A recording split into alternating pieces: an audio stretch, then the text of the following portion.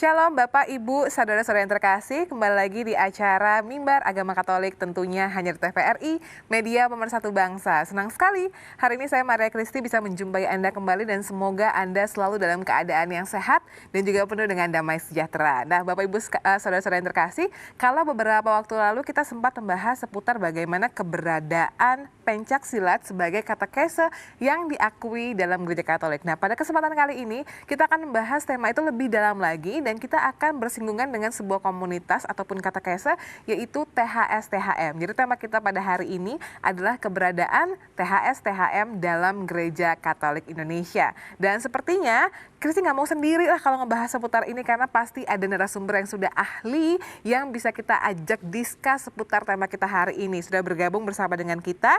Yang pertama, beliau ini merupakan dosen filsafat STF Driyakara Jakarta, Romo Dr. Simon Lili Cahyadi. Halo Romo, apa kabar? Halo Kristi, terima kasih. Kita berjumpa kembali lagi ya. Berjumpa kembali, salam sehat untuk semua pemirsa dimanapun Anda berada. Dan juga pastinya sudah bergabung dengan kita Dewan Pendiri Pencak Silat Pendidikan THS-THM, Ibu Maria Selasiningsih SEAKT. Halo Mbak Ningsih, kita ketemu lagi Mbak Nining. Selamat ketemu lagi nih. Sekarang sudah berbeda loh, sekarang sudah lebih dengan atribut lengkapnya. Iya nih.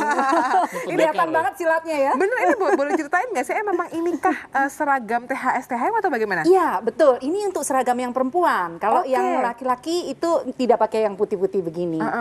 Mungkin Kristi akan langsung saja tanya sama Mbak Nining gitu ya. Siap. Mbak Nining, Kristi pernah dengar bahwa memang olahraga yang di THS-THM itu kebanyakan adalah pencak silat. Nah, Kristi pengen tanya sebenarnya ada nggak sih teknik-teknik pernafasannya atau mungkin teknik-teknik yang mungkin bisa secara general diperkenalkan sama pemirsa di rumah seputar olahraga atau di komunitas THS-THM? Iya, oke. Jadi sebenarnya begini, teknik pernafasan itu sebenarnya memang umum ya. Pencak silat di mana-mana itu mengajarkan pernafasan gitu. Nah, apa sih bedanya? Kalau mereka kan nyebutnya itu kayak tenaga dalam begitu ya, Romo dan Christine. Itu tenaga dalam. Nah, sebenarnya kalau di THS-THM itu kita juga berlatih pernafasan. Tetapi kita dengan filosofinya adalah begini. Nafas ini itu adalah kehidupan kan. Kita kalau nggak bernafas nggak sampai 5 menit udah nggak bisa. Gitu ya. Nah, ini adalah roh Allah sendiri. Kita menghirup roh Allah, kita masukkan ke dalam diri kita, kita olah, lalu kita sebarkan ini menjadi energi positif buat sesama, buat lingkungan kita. Jadi nanti dengan kita berlatih nafas ini, latihan terus, itu 3 hal yang kita akan latihkan. Bagaimana kita berlatih fokus, karena kan harus fokus ya, fokus. Lalu kita juga ada semacam sugesti, atau kalau kami sebutnya iman. Kita jadi percaya karena ini adalah roh Allah, itu adalah sumber kekuatan buat kita dan itu kekuatan yang luar biasa. Nah, kalau sudah ada kekuatan yang luar biasa itu, kita yakin apapun kita bisa lakukan. Jadi kan kalau di dalam ayat ada ya Romo ya, kalau kamu punya iman sebesar biji sesawi, kamu bisa memindahkan gunung. Ya kan? Nah sama, kita juga begitu. Doa kami adalah bukan kesombongan yang kami cari, tetapi iman sebesar biji sesawi. Itu dan kami ingin melaksanakan kehendak Tuhan sampai mati. Jadi itu sebenarnya. Jadi lebih bagaimana kita menarik nafas, menarik roh kehidupan, roh Allah ini ke dalam diri kita. Waduh, gitu. Ternyata sesimpel itu baru tarik nafas doang loh. Baru narik nafas itu filosofinya sepanjang itu dan seindah itu juga. Makanya memang pas banget pada tema kali ini kita akan membahas bagaimana peran THS-THM ini dalam keberadaan gereja Katolik. Dan tadi sudah kita sedikit bahas bersama dengan Mbak Nining. Nanti juga pastinya Kristi akan membahas dengan Romo Simon, tapi sesaat lagi. Dan kita akan kembali tentunya hanya nih bimbingan rohani Katolik.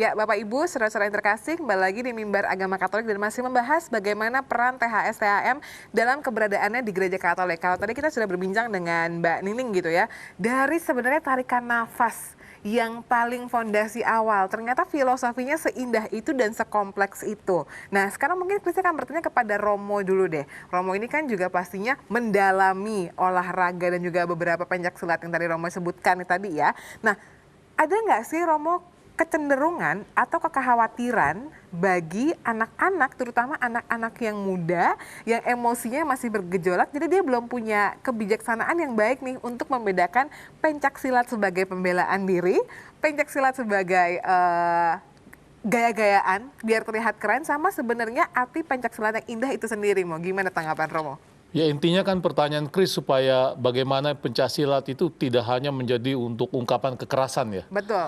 Ya kita harus ingat Chris bahwa di dalam prinsip pencaksilat, tapi bukan hanya pencaksilat, dalam kendo juga di dalam kungfu, Ya. kan itu dikaitkan juga dengan meditasi. Oke. Jadi dengan permenungan lebih dalam bukan sekedar fisik. Maka dari itu penting di dalam pencaksilat ada yang disebut patokan kerohanian. Oke. Patokan kerohanian ini harus ada kontennya. Dan konten dari patokan kerohanian misalnya adalah ayat kitab suci yang juga ditulis dalam semua Injil Matius, Markus, Lukas, bahwa kamu mesti mencintai Tuhan dengan segenap kekuatan, dengan segenap daya, dan dengan segenap pikiran. Oke. Maka itu mesti menjadi sarana cinta, tidak boleh sarana destruksi atau menghancurkan orang. Maka dari itu pencaksilat juga diisi kan Ya, dengan betul, prinsip-prinsip hidup rohani Ya, itu itu supaya menjadi kemudian dasar tidak kami. gampang cenderung untuk menjadi terlalu keras, apalagi untuk pamer-pamer. Betul. Apalagi kalau kita lihat juga itu kan menjadi salah satu pilar utama dalam 10 perintah Allah juga ya, Mo ya. Persis, Cuman kan ya. yang dikhawatirkan adalah ini anaknya masih kecil gitu. Dia belum punya kebijaksanaan yang cukup untuk membedakan itu. Ada nggak sih, Mo, mungkin kiat-kiat tersendiri dari pemikiran orang tuanya atau mungkin pemikiran orang-orang di sekitarnya, Mo? Ini berkaitan dengan trik, Oke. dengan teknik yang jelas bahwa yang saya tahu di dalam kendo misalnya kan dia harus meditasi sebentar untuk melatih nafas dan ketenangan. Juga yang sama dengan kungfu. Jadi dalam silat, pencaksilat misalnya tertentu bahkan dikaitkan dengan ayat-ayat suci misalnya dari Al-Quran. Sementara juga di dalam THS-THM juga ada hubungannya Ayat dengan ayat Bible-nya kitab ya? suci. Ya. Berkaitan dengan ayat tertentu, dengan penghayatan kitab suci. Saya kira Mbak Ning bisa memberikan elaborasi atau penjelasan lebih lanjut. Betul. Menurut saya dia ahlinya. Kalau menurut Mbak Ning sendiri, benar nggak sih apa sih yang bisa dikorelasikan dengan dari antara THS-THM ataupun olahraga pencak silat dalam gereja dengan kehidupan warta sekarang? Oke, kebetulan saya ini kan wira swasta ya, wirausaha. Jadi saya juga banyak melakukan dealing-dealing bisnis kan. Oke. Nah, pencak silat ini sebenarnya adalah kalau kita bilang pendekar, itu adalah pendekar kehidupan, bukan hanya sekedar begini ya. Tapi kita belajar bagaimana kita pencak silat ini menjadi kehidupan. Jadi kita harus punya kesadaran. Jadi kita berlatih pencak silat ini berlatih untuk kesadaran. Bagaimana yang paling penting itu adalah kesadaran terhadap pribadi di kita sendiri. Jadi misalnya saya mau negosiasi nih, ini konkretnya aja saya kasih Iya, contoh nih. real life. Saya mau negosiasi atau saya mau dealing bisnis atau saya dalam tanda kutip mau sedikit berargumentasi gitu ya. Nah, sebelum kalau di dalam pencak silat kita ada filosofinya bahwa sebelum kamu maju ke pertandingan begitu, kamu harus memenangkan dirimu sendiri dulu gitu. Jangan pernah kita itu maju ke pertandingan dengan emosi, dengan marah, dengan ketakutan. Karena kalau emosi, kalau marah, itu kita akan mudah didikte oleh orang. Ya. Jadi kita kan emosi nih, orang tuh akan tahu nih kalau dalam gerakannya orang akan tahu dan dia akan mendikte kita. Dan begitu kita didikte oleh orang lain, kita pasti kalah. Gitu. Nah, dalam negosiasi juga begitu, dalam kehidupan juga begitu. Kita mungkin tidak bisa memenangkan semua perkara, tetapi once kita mau bertempur, kita memutuskan untuk maju, untuk ini kita harus menang. Dalam artian berarti kita harus sudah persiapan. Ya. Yang pertama kita menangkan diri kita sendiri dulu. Saya biasanya nih sebelum masuk misalnya nih, kayak kemarin nih contoh nih, saya mau nagih utang ke perusahaan yang sangat besar Romo, dan itu Kayak seperti biasa, yang ditagih kayaknya lebih Galak. lebih galak dibanding kita gitu. Kalau saya takut, saya marah, itu emosi saya tidak terkendali. Jadi saya akan diam dulu, saya nafas dulu, saya meditasi dulu. Begitu saya yakin bahwa saya sudah bisa mengendalikan diri saya sendiri, saya baru maju. Ya. Sehingga dengan demikian energi saya cukup pede, cukup majunya sangat berani dengan tetap santun, dan pasti kita berhasil. Berhasil ya, justru Pasti sebenarnya itu yang berhasil. sekarang mungkin dibutuhkan oleh para mama yang mengajarkan Iya, anaknya betul. pada di sekolah gitu kan. Kayaknya kesabaran di masa pandemi ini semakin tertantang gitu ya. Ternyata Betul. kalau misalnya sudah ada pelatihan dari dulunya atau persiapan sebelumnya, itu akan bisa mengendalikan kehidupan kita lebih baik lagi. Nah, kita juga masih akan terus membahas bagaimana peran THS THM dan nilai-nilai dalam THS THM dalam kehidupan kita ataupun gereja Katolik, tentunya hanya di Mimbar Agama Katolik di di TVRI Media Pemersatu Bangsa.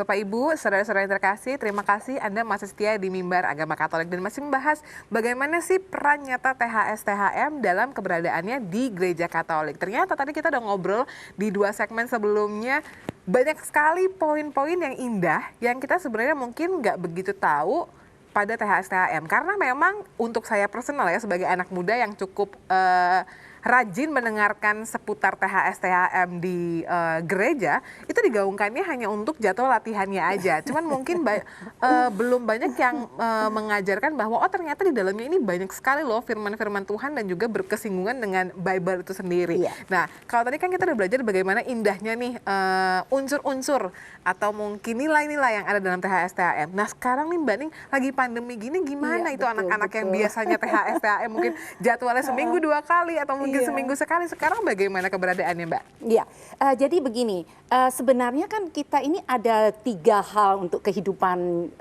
di THS THM. Nomor 1 yang paling utama itu adalah kemandirian partisipatif. Oke. Jadi kita sebagai anggota itu harus mandiri. Mandiri. Jadi kondisi apapun seperti sekarang, apalagi sekarang pandemi semua orang mengalami. Ya. Jadi nggak usah takut, nggak usah khawatir.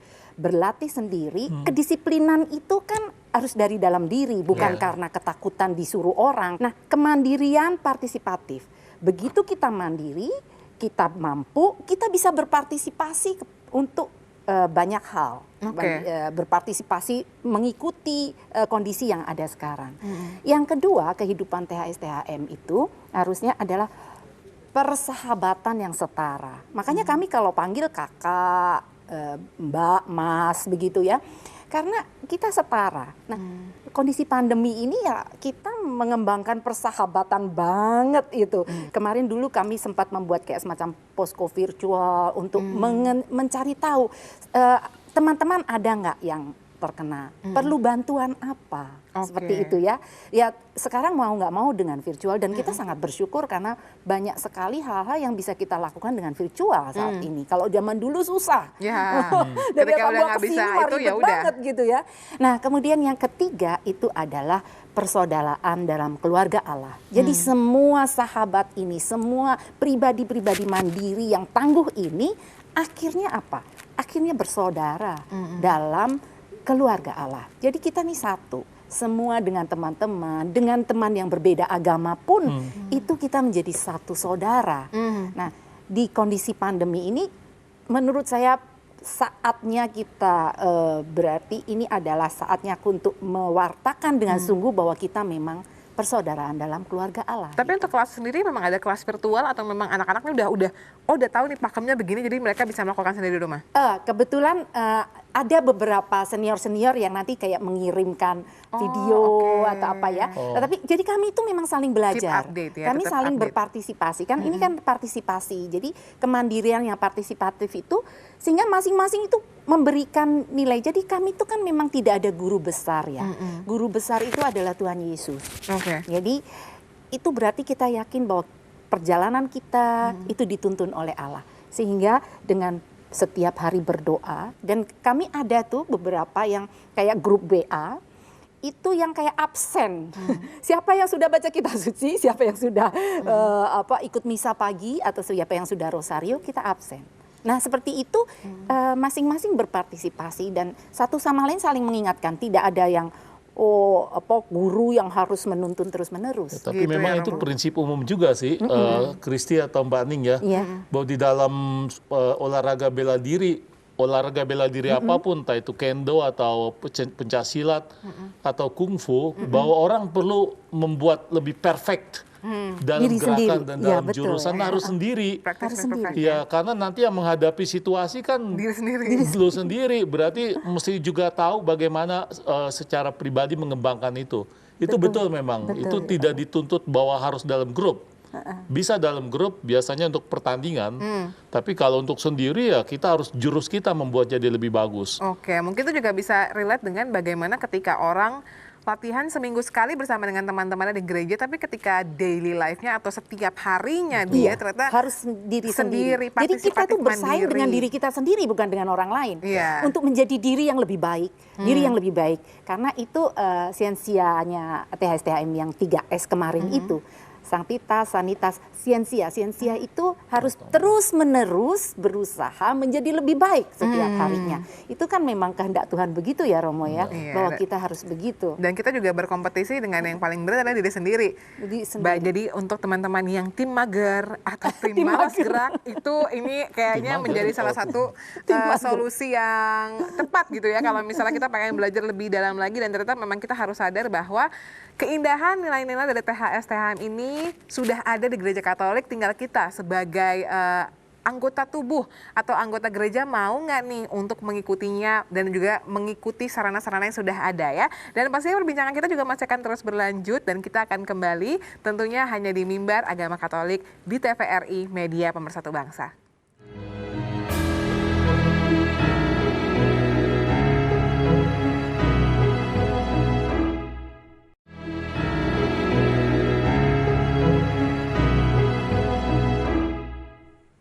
Bapak Ibu, saudara-saudara yang terkasih, masih membahas seputar keberadaan THS-THM dalam gereja Katolik. Tadi kita sudah membahas dengan sangat cukup detail bagaimana nilai-nilai dan juga penerapan dari ilmu-ilmu THS-THM sendiri. Tapi Kristi mau tanya sama Romo Simon terlebih dahulu. Romo ini kan memang juga pelaku di dalamnya juga.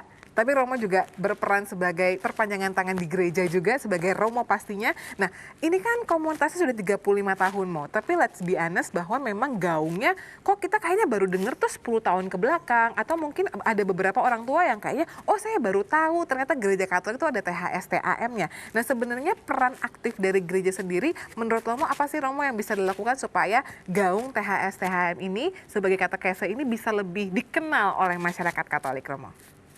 Ya Kristi, saya kira ada 3 poin di situ. Poin pertama adalah bahwa kita dalam hal ini pimpinan gereja tentu saja akan mengembangkan semua yang baik, semua yang luhur, semua yang indah, yang bisa membantu untuk penghayatan hidup Kristiani dari setiap anggotanya. Ya. Kalau kemudian THS-THM bisa untuk itu dan terbukti baik untuk itu, pasti akan didukung. Ya. Saya punya bukti untuk itu adalah kalau di Indonesia Timur itu khususnya. Di Indonesia Timur itu banyak sekali. Saya pernah tahun 2015 dalam pertemuan Munas Unio, Munas Imam-Imam Diosesan di Makassar. Dari Makassar kami ke Toraja. Kami itu dikawal oleh ratusan orang pakai baju biru begini, perempuan dan laki-laki. Itu berarti mereka banyak dan memang terlibat dalam event, dalam kegiatan gereja. 1, 2. Saya di Manggarai itu waktu itu tahbisan Monsinyur Sipri, ya. tanggal 19 Maret, Ya, betul. belum lama itu, bulan-bulan yang lalu. Saya lihat bagaimana itu THS-THM itu dalam suasana dingin udara Ruteng, itu menjaga seluruh ketertiban di situ. Artinya toh dilibatkan. Pada umumnya gereja akan melibatkan dan akan mendukung apa yang baik, apa yang indah, dan apa yang memang bagus untuk pembangunan orang muda. Dalam hal ini umat Katoliknya ya. Saya melihat juga bahwa dukungan penting juga bahwa ini kan dalam rangka yang khas dari Pencaksilat adalah bahwa you bisa kontak dengan orang-orang yang non-Kristiani lewat sarana itu. Ya. Bisa lebih dekat karena di dalam persilatan, tapi sama juga seperti dalam kendo atau semua dalam perguruan lain, satu sama lain dianggap sebagai saudara. Jadi menurut saya ini juga poin untuk memasukkan respek terhadap iman, kepercayaan orang lain. Gereja juga memakai ruang ini untuk arah itu. Saya melihat di situ, jadi toh tetap dikembangkan. Yang pertanyaan saya memang lebih di Jawa kan ya. Iya. Tapi Mbak Ning kan dalam pertemuan sebelumnya, waktu kita membahas ini dalam pertemuan yang lalu, juga diberitahu kesulitan di Jawa mungkin banyak unsur-unsur lain yang bisa menjadi apa? Faktor eksternalnya banyak. Faktor eksternal dan alternatifnya lebih banyak. Oke. Misalnya yang entah itu gadget, entah juga dance, kelompok dance, lalu macam-macam yang lain. Itu saya kira mungkin tantangannya lebih di Jawa daripada di luar. Tapi juga tantangan internal dari THSTM adalah bagaimana dia mengkonsolidasi diri. Membuat lebih bagus organisasinya, membuat lebih rapi dalam penjurusan-penjurusan. Kalau dalam kendo dan dalam karate ada dan 1, dan 2, dan 3. Nah itu mesti dirapikan itu bagaimana. Saya pikir kalau dua-duanya jalan perfect, bagus. Iya, bakalan jadi benar-benar ini ya, warnanya tuh merekah di seluruh lapisan Indonesia ya. ya. Dan orang melihat. Dan orang melihat dan juga mengenal juga ya. Mau jadi nggak cuma sekedar tahu di pengumuman gereja aja. Nggak mungkin sekedar ngelihat, oh lagi ngapain sih itu, oh lagi latihan karate. Jadi mereka bisa lebih mengenal dan juga mungkin Mbak Ning bisa kasih tahu kalau misalnya kita pengen lebih tahu seputar THSTM ini bisa diakses via Instagram kah, YouTube kah, atau silakan Mbak Ning. Iya banyak sih, di YouTube itu sudah ada namanya Kornas Indonesia. Memang sebenarnya di Timor Leste juga banyak besar. Kalau saya di YouTube mau cari misalnya THSTM, keywordnya keywordnya THSTM itu udah langsung banyak banget. THSTM. Iya, itu lebih simpel ya. Banyak. Karena adik-adik ini kan mulai kreatif Romo. Mereka juga membuat sendiri. Ada yang Makassar bikin, distrik mana bikin, dan kami selama itu sesuai dengan koridornya. Nah itu dia, jadi sudah sangat amat mudah diakses, hanya sejauh jempol ya. Mbak Ning, Romo Simon, terima kasih banyak atas perbincangan kita, apalagi Mbak Ning juga sudah sangat menjelaskan dengan sangat baik bagaimana keberadaan dan peran THSTM dalam Gereja Katolik. Romo Simon juga terima kasih, Romo yang sangat tepat sekali karena memang Romo juga menjalankan olahraga bela dirinya dan juga bisa berbicara dari sesi gereja as a Romo atau sebagai Romo ya. Dan tidak terasa kita sudah berada di penghujung acara Mimbar Agama Katolik hari ini. Terima kasih banyak Bapak Ibu sekalian dan jangan lupa untuk selalu saksikan Mimbar Agama Katolik setiap hari Senin jam 5 sore tentunya hanya di TVRI, media pemersatu bangsa. Dan sekarang kita akan tutup acara ini dengan doa dan berkat dari Romo Simon. Silahkan. Terima kasih. Saudara sekalian, dimanapun Anda berada, saya mengundang Anda untuk bersama-sama dengan saya bersatu hati pada doa ini. Dalam nama Bapa dan Putra dan Roh Kudus, amin. Kami memuji-Mu ya Tuhan Allah semesta alam, sebab karena kemurahan-Mu kami Kau pertemukan sekarang ini. Kami mohon ya Tuhan agar Engkau memakai kami menjadi instrumen, menjadi alat-Mu untuk membagi berkat bagi sesama. Khususnya kelompok komunitas persaudaraan THS-THM ini. Semoga kami ya Tuhan bisa menjadi berkat bagi pembinaan orang muda dari sudut mentalnya, dari sudut fisiknya, dan dari sudut perkembangan hidup rohaninya. Ini semua kami sampaikan kepadamu melalui Yesus Kristus Tuhan dan Juru Selamat kami. Amin. Tuhan sertamu dan sertamu juga. Semoga kita semua dan Anda pemirsa dimanapun Anda berada diberi berkat dan perlindungan oleh Allah yang Maha Kuasa, Bapa dan Putra dan Roh Kudus. Amin. Terima kasih Romo. Terima kasih. Terima kasih.